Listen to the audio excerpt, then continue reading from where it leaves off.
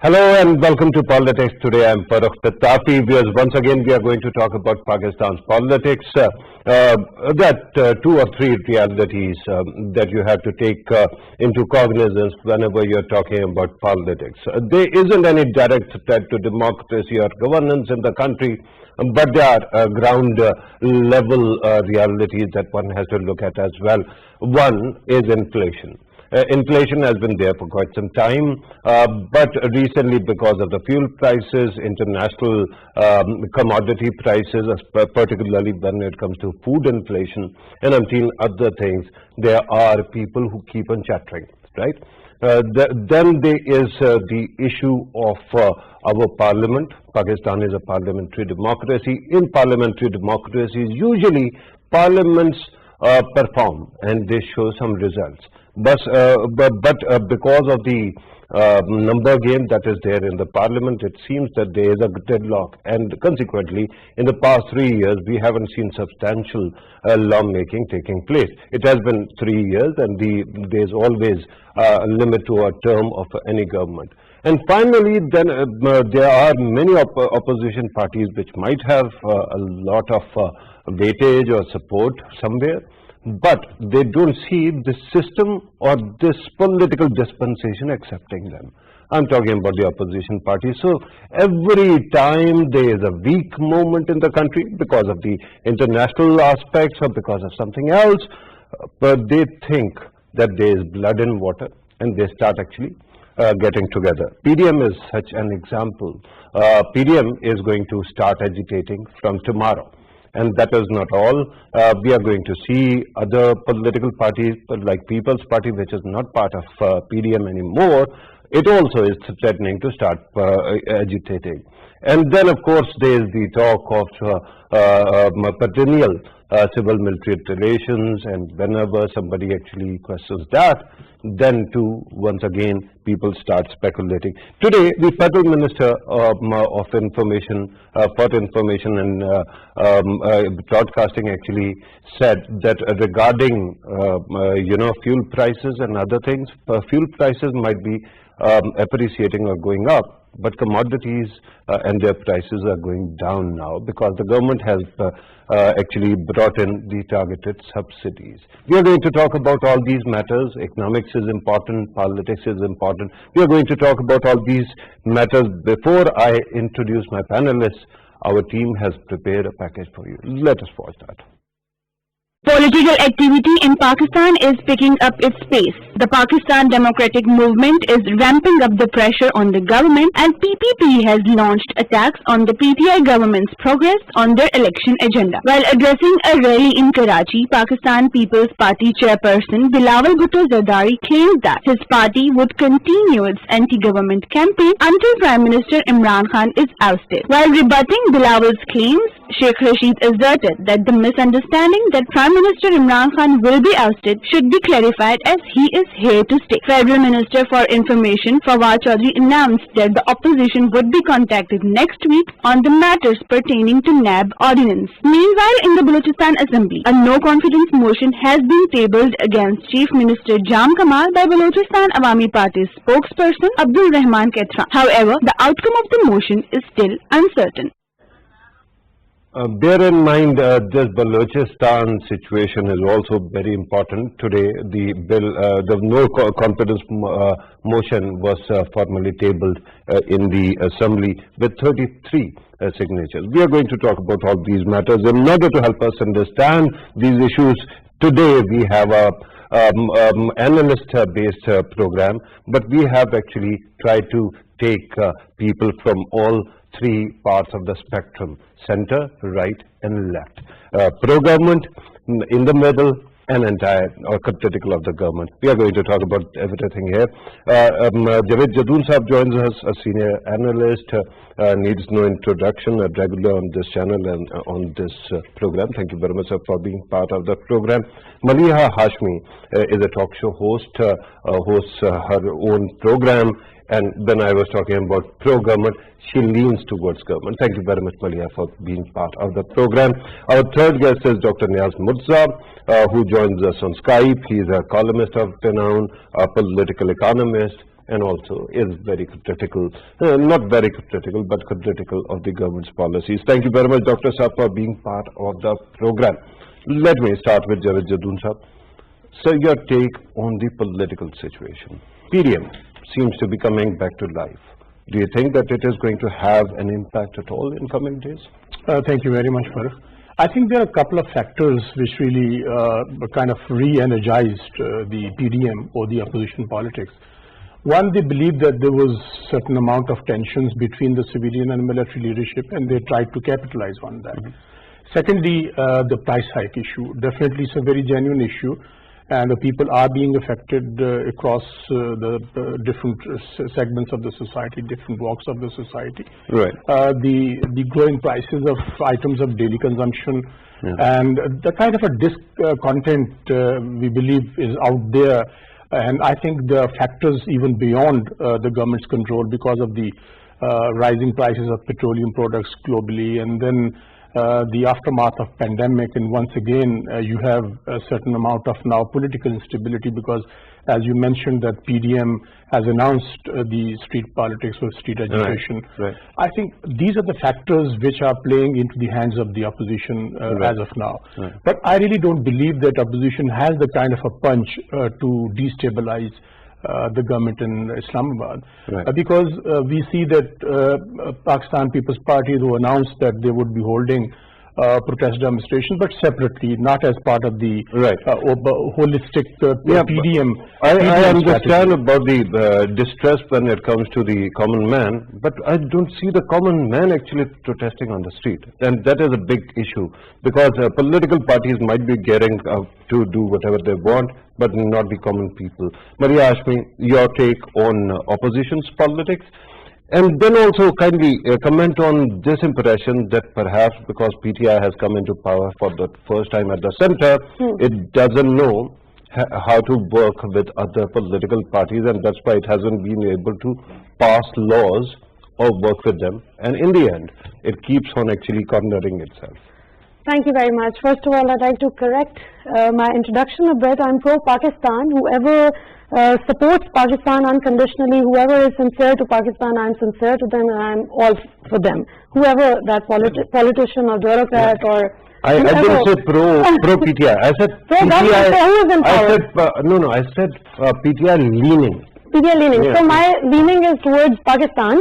Yeah, so coming back to everyone has an opinion. Yeah. Coming back to your question, you see, it's very simple for all of us to understand that PDM stands nowhere today. Why?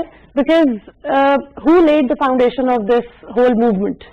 People's Party. Yeah. So if People's Party of all parties is not standing with PDM, where does it stand? Okay. So I don't think that people will be coming out in their support, but yes, as Jadoon Saab rightly mentioned, that I'm adding myself, that those who didn't come out in Nawaz Sharif's or Zardari's support, to show solidarity with them for being questioned on their corruption cases, they will definitely come out against this inflation.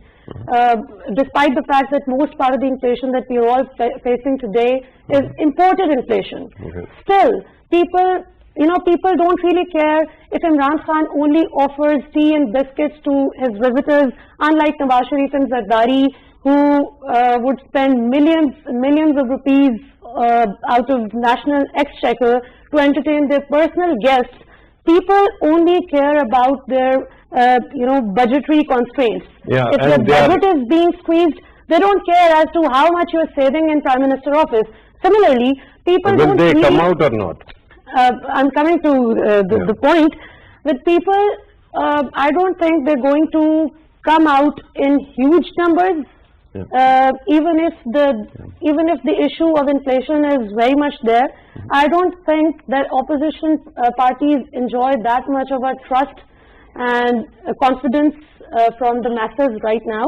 But if the situation persists the way it is right now, if the economic challenges, which are humongous right now for Imran Khan government, if they remain like this for any longer, How much for time? even 3 to 4 months. Okay. So people That's a are long going time. to, yeah, so I think the next 3 to 4 months are going to decide as to what is going to happen Right. and Right. who is going to lead the bus. Right, and let me actually bring in the third guest who joins us on Skype. Dr. Niaz Mirza, your take on PDM's politics. Are we, is PDM actually going to be fourth time lucky? Because in the past 3 times we saw that it tried to actually agitate, and that then started bleeding company or parties. And then now we saw that 2 major motivators of the PDM are no more with them. You'll have to unmute your mic, sir. Sorry about that. Yeah, I think it was almost a year ago that, PDM started gathering momentum. I think it was in last year, August, September, that it started its, the jalsas throughout Pakistan. And then, for 3-4 months, it looked, that they have very strong momentum behind them. And then, it ultimately fizzled out. And there were a lot of factors. One is, they tried to put some pressure on this critical relationship between Pindi and Islamabad to, somehow break that. That did not happen. Then the other thing was that, the economy picked up a little bit in the first half of this year, and, culminating in that startling announcement by the government that, the growth rate was almost 4%, and inflation also dipped a little. So, the situation was looking good for PTI, and it almost seemed that, it had found its, feet, and it was starting to govern. But unfortunately, there is this seesaw in Pakistani politics, and, even the up portion of PTI did not last very long. It was about 3 to 4 months, and now the situation is that, the economy is again tanking. We see, the constant fall of the rupee, which really shatters confidence of people, of foreigners, of local investors. Then there is this huge, humongous fact that for the first time there seems to be some tension between Pindi and Islamabad. So obviously that is all given. Dr. Sir, here's the question. I understand that the circumstances are tough, but they have been tough for the past 3 years. The question is not whether there is enough ground to agitate.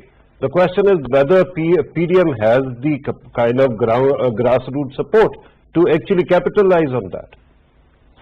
Well, I mean, if by grassroots support you mean that they'll be able to bring tens of thousands of people to Islamabad and, completely lock it, I don't think, they are in a position to do that. There are divisions between PPP and PMLN, but, if the opportunity is there, they can very quickly come back together again. So that is not the factor. The issue is that, they never had that kind of a strong grassroots presence. Other than JUIF, I don't think PPP or PMLN can bring, even a few thousand people and, make them stay in Islamabad. Bringing out people is, even that isn't the actual gauge, right, sir? The actual thing is to bring about some kind of change. In Punjab, People's Party kept on saying that there are such numbers that if PDM works together, it can bring down the Punjab government. But we saw that PMLN is not interested because of their own internal infighting. So why would they be able to actually benefit from such a situation now? Well, the thing is that, PPP is not very strong in Punjab anymore, and it doesn't understand Punjab politics as well as PMLN does. And PMLN knows that, the numbers are not there. And those numbers are not there because, there's a glue which is holding, the PTI alliance together. And, that glue, starts from a neighboring city. So as long as that glue is strong, then nothing is going to happen. But now maybe they feel that, the glue is starting to loosen up a bit, and they see a chance. And if they see a chance, they'll come together very quickly, whether it's a vote of no confidence or anything else. And but again, the critical issue is that that's quite intriguing, and that's why everyone keeps on saying that what is happening in Balochistan might be actually at some kind of indicator what is going to happen in coming days. Allow me to come back to the studio. Maria, I see you, and I'm going to come back to you, but allow me to first go to Javed Jadoon Sahab. Javed Jadoon Sahab, you have heard from both sides of the spectrum. what is your take? You already told us that PDM cannot motivate people, but are there dynamics enough on ground that there can be a sporadic, sudden, right, momentum against the government? Farrukh, there are definitely dynamics on the ground until and unless government arrests this situation, the situation of price hike and situation of inflation, and to an extent some kind of a chaotic policies as well, because we have seen certain policies being amended as far as the economy is concerned, and negotiations with the IMF and the factor as well. So there are many factors playing as far as the government is concerned. Yeah, but my issue. You have pointed out atmospherics which are international, right?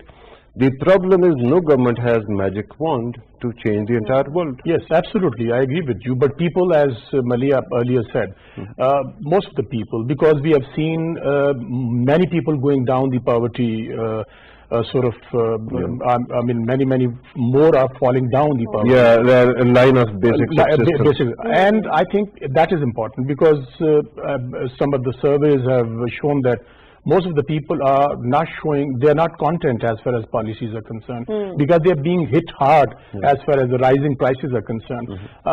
It's not the question of PDM, it is the question of the people of Pakistan, how they feel as far as PTI government is concerned. We talk about PDM is left with no credibility at all, because they wanted to overthrow the government, and it was probably too soon to do that. And ultimately what happened, People's Party left the Grand Alliance, and now all of a sudden they believe that because of the discontent and because of certain differences between the military and the civil government, they might have the opportunity to destabilize the government. But the Balochistan works as an indicator somehow, because you realize that it is basically PDM and people who are actually from BAP party who have brought this vote of no confidence. PDM is a big factor in Balochistan. Do you think that it is going to actually prove its capacity there in Balochistan? First, I don't believe it is going to have any impact on the federal politics. If something happens with the sitting chief minister, if he is de-seated, I don't see any linkage, the PTI government getting destabilized at the center, because that is entirely a different issue with them. And I think we need not to link it with the coming events as far as PDM is concerned. I think they're too enthusiastic and too sort of excited, but they haven't done any groundwork. They lack the organization skills, they do not have the capacity, they do not have the kind of workforce which can bring... You are talking about nine party alliance, but allow me to go back to Maria Hashmi. Your take. So you see, one of the basic reasons that People's Party parted ways with PDM was their consistent attacks on state institutions also. So People's Party wants to look different. People's Party wants to look like a very good boy who can be a good substitute. The party that many people lost faith in after Zardari's not so good regime. So this is one of the reasons that But they might have actually separated from PDM, but they haven't joined PTI. No, they haven't joined PTI. If they join PTI, their politics will die. So obviously, they won't kill their political potential. But you know, they want to keep their political stakes alive. They want to rejuvenate themselves. And in order to rejuvenate themselves in Punjab, the only way to go about it was to part ways with PDM, which they did successfully. So coming back to the question that whether people will be coming out on streets in support of PDM or not. I think the main difference between PDM's sit-ins and their public rallies and processions and Imran Khan's sit-in back in 2014 is that people came out in Imran Khan's sit-in support back in 2014 was because they wholeheartedly believed that there was a meaningful cause behind that sit-in.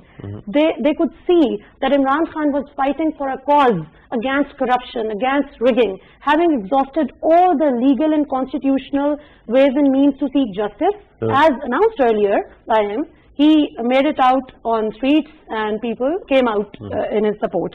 In Pakistan support actually. You made your point, but let me ask you one thing. In 2014, PTI actually stayed a very long sit-in, right? And then we saw other agitations as well. But the problem with all these agitations is they fail to actually change the government in power. PMLN stayed in power till 2018. And regarding other parties as well, when they are agitating, PTI is still there. So don't you think that street agitation, when led by political causes, cannot uproot governments since 1973? I don't think the point of the whole 2014 Dharna exercise was to destabilize PMLN government, irrespective of whatever Imran Khan kept saying on the stage. Yeah. The whole point was to protest against the rigging and the injustice which was not being addressed by the government. Had they opened those 4 infamous constituencies, this won't have happened. No, so I think they didn't open it, and then there was a sit-in, right? Yes. And then from the podium we kept on hearing that the government will be gone very soon. So that doesn't happen. Who knows what would have happened had the Peshawar incident not but you realize that that is also part of the body politic of the country. But I fully agree with you on the fact that this is not the way to throw out an elected government. This is not the way to go about it. This is not a constitutional way to go about it. And then again, coming back to the point that whether PDM is a good substitute for the people of Pakistan or not, I don't think it is. Right. And honestly speaking, remember my original question during the first session. I asked you about PTI not being able to win over opposition to its side, at least so much that the parliament keeps on making laws. I think more than, yes, partially yes. In addition to not being able to collaborate with the opposition parties for policy making and all, I think the biggest failure of PTI government, or most of the ministers of PTI government right now, is that they haven't been able to make the most of their bureaucracy. Most of them don't know as to how to get stuff done by their people. Right. So this is something which I think they're facing because of their inexperience. I won't call it incompetence, but yes. No, inflexibility is not an element. Inflexibility. I think in some issues, yes. In some issues, yes. But the inflexibility has got this trickle-down effect, actually. It's not coming from the bottom. Right. Coming from the top. Trickle up. Oh, okay. That is quite interesting. Let me go to Dr. Saab. Dr. Saab, once again, we are talking about politics of PDM. A question. I just gave you an example of Punjab, where both these parties could have actually brought down the government, or they thought at least it was possible. But the problem was that then the CM would be Hamza Shahbaz. Perhaps that was not acceptable to the other side of parties' divide. In Balochistan, we are seeing some measure of unity, but in the federal parliament at the center, again, the number game is close. And these parties could have given the government tough time. But it doesn't seem that these parties can work together to do anything of the sort. Your take? Well, I mean, by themselves, they don't really have the numbers unless, they can wean away some of the allies of the government.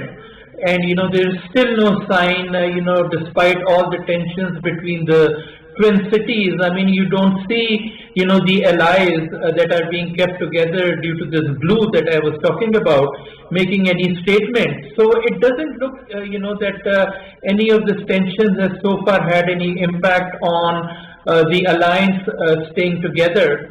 So I think there is still a lot of distance between, PDM's desires and what they might be able to achieve. The issue of, Balochistan is very different. It's very different from federal politics. It's not a PDM-driven, vote of no confidence. It's mainly emerged from within, the Balochistan Awami Party, and, these bigger parties like PPP and PMLN don't really have a very big presence there. Then ANP is part of the government. So it's a very confusing scenario there, and I wouldn't link it much to the... Dr. Saab, I'm glad that you brought up the issue of Balochistan once again, because when you were talking about this number count at the center, remember, usually when we include the numbers, we include the numbers of BNP Mingle, or at least treat them as a buffer.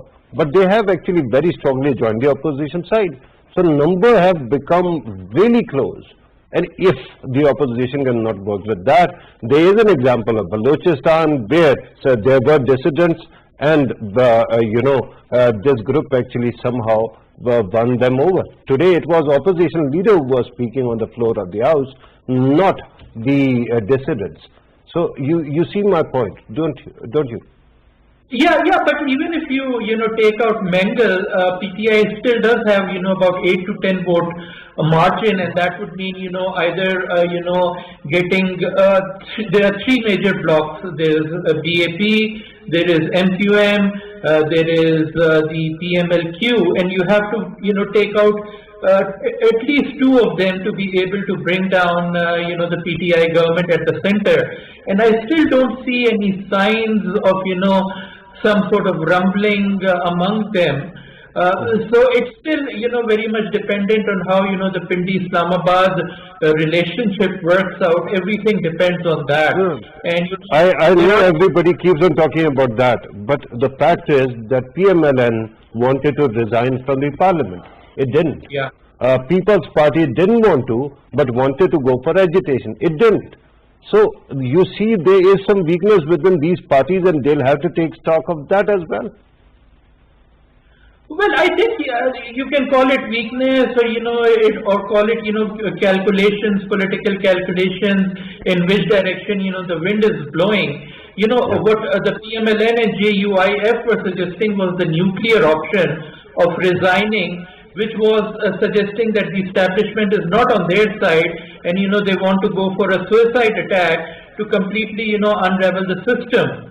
So that was a sign of a sort of a desperation, you could say. Now and they parted ways, but they either didn't do what they were promising. So there is a reason to be skeptical here. There might be something magical in the air, but still they don't actually do it. Allow me to actually come back to the studio. Javed Jadoon Saab, PMLN actually broke away from People's Party because it didn't want to. It wanted to resign. Have we seen those resignations?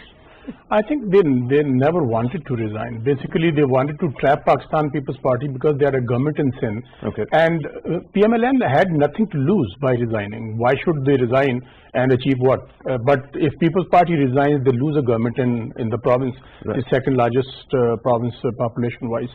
But I think, Farrukh, my point is that it is not the threat which PTI faces from PDM. It is a threat of less than sterling performance in all sectors of the economy, and even in education and healthcare, etc. Maybe pandemic, they did a brilliant job as far as containing. You're telling me in healthcare also PTI is lagging behind? I mean, they haven't introduced the kind of reforms they wanted to You just praised their response just to... one. I mean, I'm talking about the pandemic, the COVID, but here I'm talking about the holistic approach to reform every sector of the health card. Health cards, maybe to a very limited segment of the society. But many people complain that when they go to the hospital, they show the cards. They are not being accommodated on one pretext or the other. I mean, I have read in the newspapers. It might be in Punjab. I have seen people, watched people talking on the television shows. Maybe it is a good step. I don't disagree with the incentive or the initiative. But I think we need to understand there's a huge force of spokespersons talking about the reasons behind the price hike. You need to be honest with the people of Pakistan. You don't need to give the examples of India or other countries because there are so many differences. For example, the purchasing power parity, for example, the minimum wages, for example, the per capita income. So these factors are put together, and then you talk about the price hike or the prices of petroleum products. Why not be honest with the people? Why not tell them, well, this is what I think no government wants to raise the prices of petroleum products to create problems for the people. And that's why perhaps why they have brought down the petroleum development levy, right?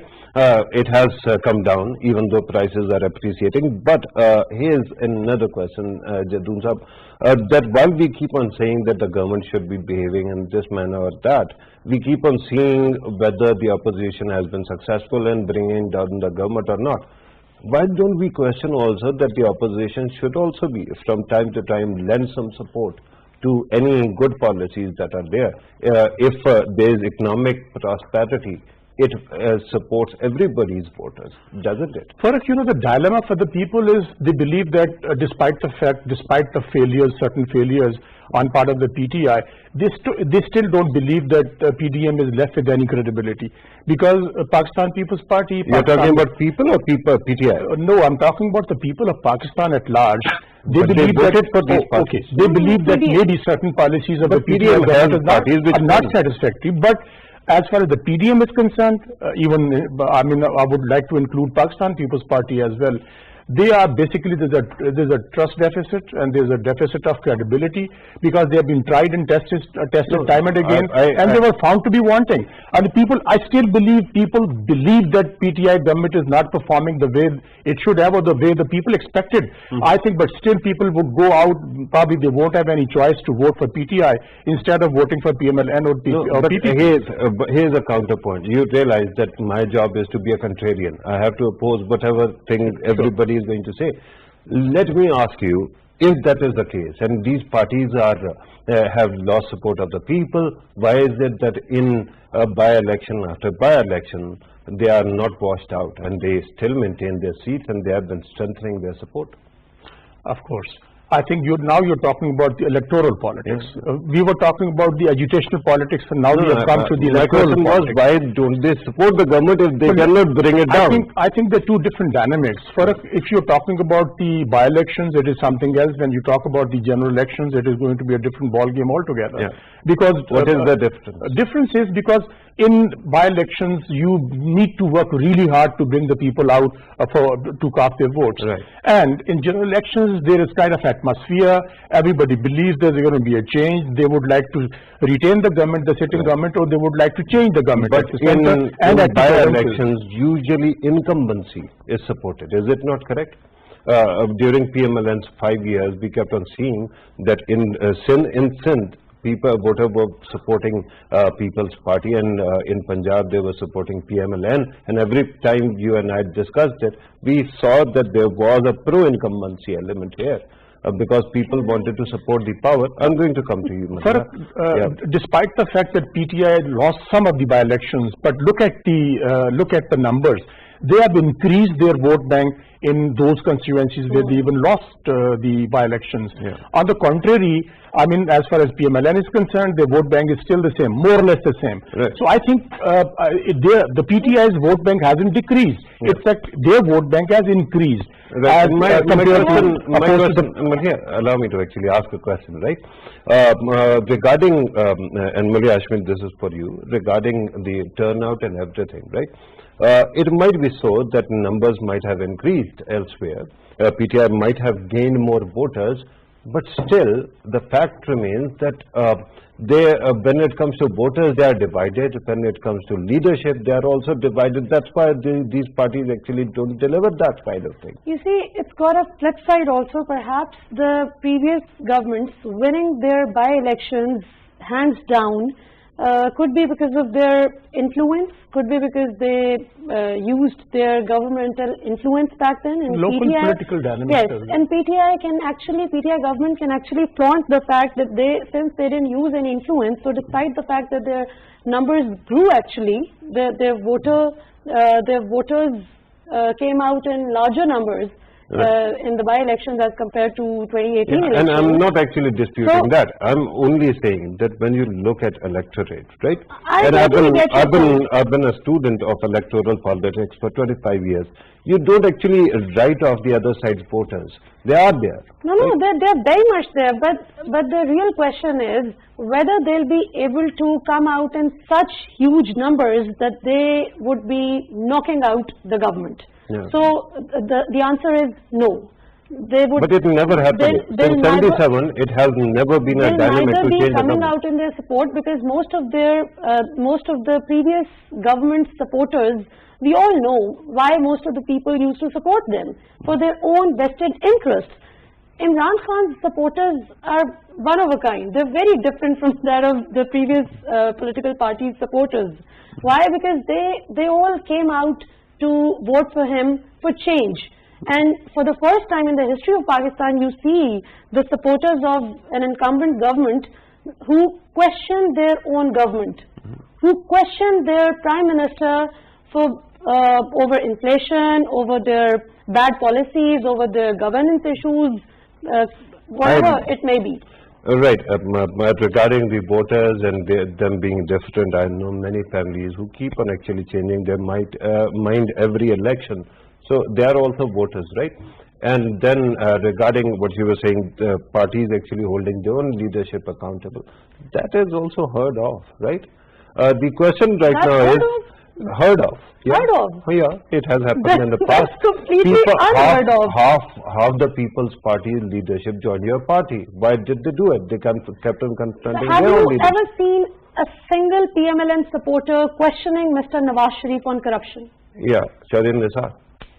So where is he now? Where is he? No, but this is He's the point. nowhere. This is what I'm saying. As a student of history, PMLN supporter this is what I'm who saying. musters the I'm not Constitution, saying the that truth. you change your mind. All I'm saying is allow this thing that there is not only black and white, there is grey as well, right? Regarding performance, how optimistic are you that the talks that are going on with IMF are going to bear some result? Okay, so with regard to IMF talks, they began on October 4. Yeah. So the first stage was technical level talks. Yeah. When they transitioned on to the next stage of policy level talks, they realized that there were some serious gaps on technical level talks. Yeah. So they reverted back to technical level talks, which was apparently reported as failure. Yeah, in but talks they have by to media. actually authenticate So exactly. with data as well. Yes, yes, because there's been immense figure fudging by Mr. Ishaq Dar and some other people back then. So let's not go into those details. But Ishaq Dar is not there for 3 years. So he's not here anymore. But since Pakistan has got a history of figure fudging, so you know, the IMF has got a legit reason to doubt the fact. So coming back to the point. So the main issue that actually ruined the whole deal was that when we got this COVID breather back in March, things looked quite good. Shaukat Tareen Saab, when he took over, and then Hafiz Sheikh Saab went out. So with his departure and Shaukat Tareen's arrival in April 2021, with this whole reshuffling in finance ministry, there was this policy shift also. So Shaukat Tareen Saab and his team thought that it was an ideal time to make a fresh start. Yeah. So they thought of freezing the IMF conditions. Right. And ease out the masses by introducing some good commodity price decrease and stuff, which he was able to convince Imran Khan on also that it would turn out to be a very good decision. Right. But unfortunately, it turned out to be a very, very poor decision. And since the government... regarding, my question was, what is going to be the outcome? Yes, are you so I'm optimistic? telling you, wrapping up in 1 minute. Yeah. So I'm told that we are left with only 3 minutes, so I have to go to wrapping other up in guests. 30 seconds. So Finance Ministry was actually planning on capitalizing the current account surplus, which then transitioned back into current account deficit. So since Pakistan is not in a good condition anymore right now, and since the political clout in US is also not very supportive for Pakistan right now, so things are really, really difficult for Pakistan at the moment. So the government of Pakistan should actually make some robust measures. It should take some radical measures to live up to its word. And Shaukat Tareen will have to prove their commitment to IMF or the people? To the people. Right. Okay, I'm told that we have to actually move on very quickly. Dr. Niaz Murza, are you optimistic? I got the impression that even Maliha is not very optimistic when it comes to IMF. Your take. Well, ultimately, I think they'll stitch together a deal, but the question is on what conditions. And as you've seen in the last 2-3 months, the preparations have already been going on. Increase in petrol prices, electricity, the interest rate, the devaluation, the cutback in the Kamyab Pakistan program. Yet, despite all those actions, there is still not an agreement that shows that, IMF is asking for very tough conditions, further increases in taxes, etc. And all that will happen because, Pakistan doesn't have much of a choice. If it doesn't go for the IMF program, there'll be a much more serious crisis. So ultimately, I think they will come up to some agreement, but it's going to mean a lot of pain for ordinary Pakistanis in the coming months. Right, and the biggest problem is that while we still have to do this, undertake these reforms, the crisis, Javed Jadoon Sahab, and I'm coming to you because you have been quiet for some time. The problem is usually political governments actually take these reform measures at the start of the government. Now 3 years have passed, now we are moving closer to the election year. At that time, if this happens, it is going to have some kind of problem?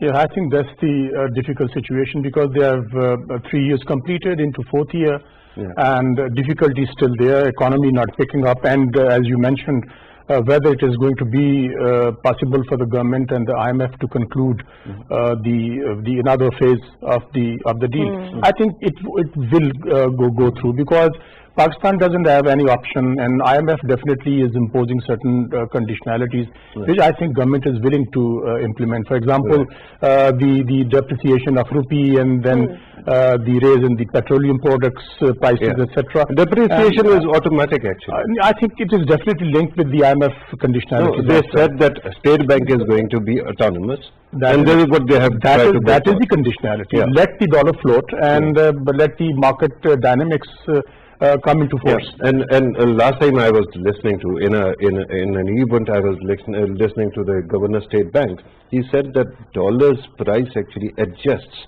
and counteracts the current account deficit. So it actually, if it goes up, it is actually bringing down the current account. Half a second, very quickly, if you want to add something.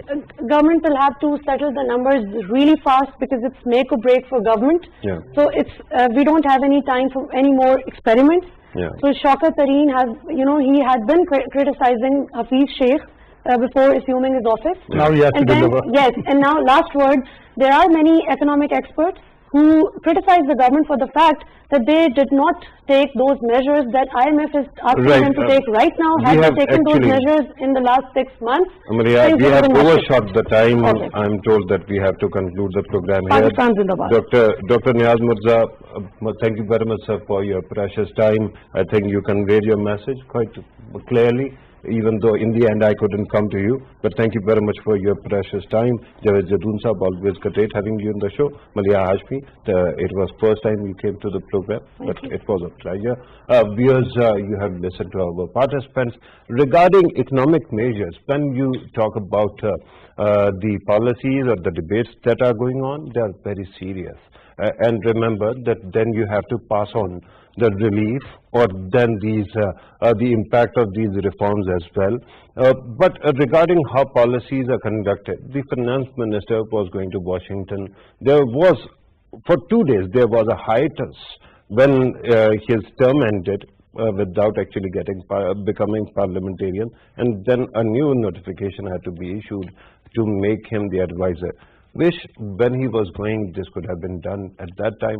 So there seems to be consistency, right? Regarding service delivery, it is an important thing. I think government does a good job of explaining to the people what is going on.